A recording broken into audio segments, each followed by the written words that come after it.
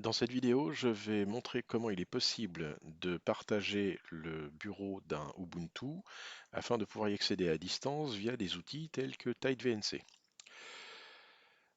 Depuis des versions relativement récentes d'Ubuntu, il est possible d'activer en fait une sorte de serveur VNC nativement dans les options et les paramètres de Ubuntu. Pour ça, je clique au niveau du bouton Power, je clique sur les petits outils.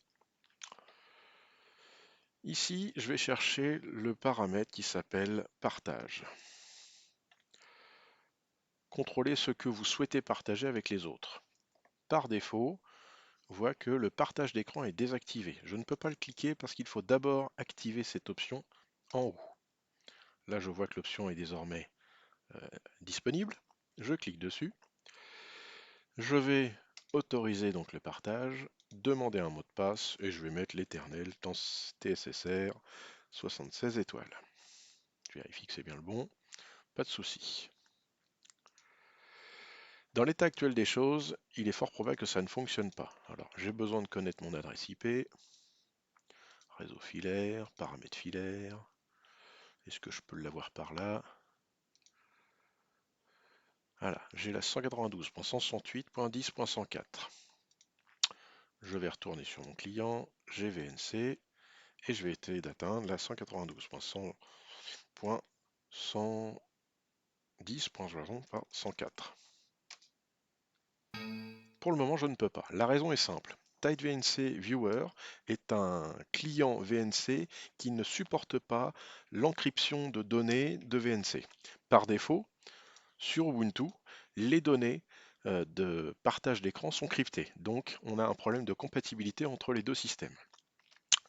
Pour que ça fonctionne, il va falloir faire sauter, donc désactiver le cryptage de partage de bureau. Pour ça, deux méthodes.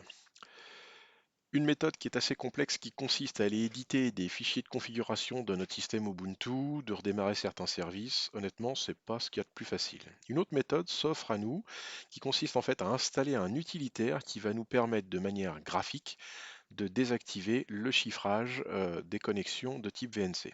Pour ça, je vais lancer une session terminale et je vais installer une petite application qui s'appelle deconf-editor. Il me demande le mot de passe, je valide et j'installe cette petite application. Ça prend quelques secondes. Je ressors de mon terminal. Je vais dans les applications et cette application s'est installée dans Divers ici et je retrouve l'éditeur de configuration.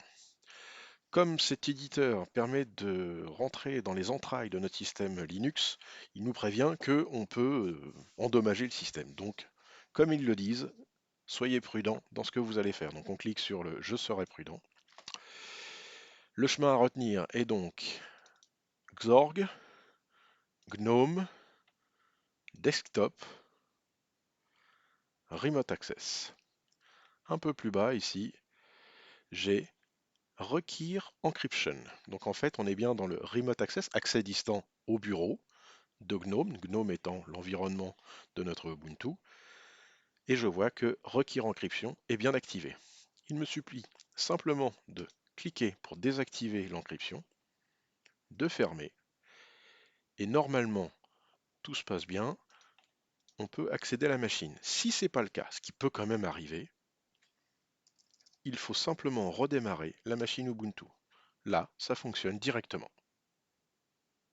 Voilà, ça c'était pour la méthode qui permet de prendre la main à distance depuis par exemple un Windows sur une machine Ubuntu.